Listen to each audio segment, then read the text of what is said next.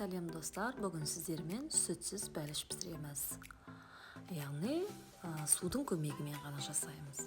Ол үшін бізге қажетті заттар: жұмыртқамызды шағып, үстіне қантымызды салып, миксердің көмегімен аппақ масса болғанға дейін көпіртіп аламыз.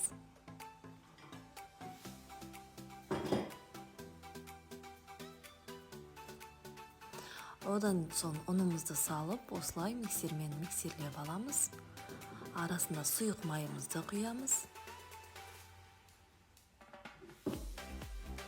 Енді бізде жылы суымызға біраз қасық ас содасын салып, араластырып, барлық массаны осылай араластырамыз. Біркелкі масса шығуы қажет. Кішкене сұйық болып жатса, ұн қосып жіберсеңіздер болады.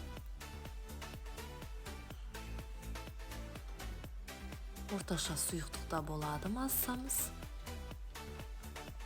Табаның бірінші пісіретін астын майлап жібереміз, кішігірім қылып.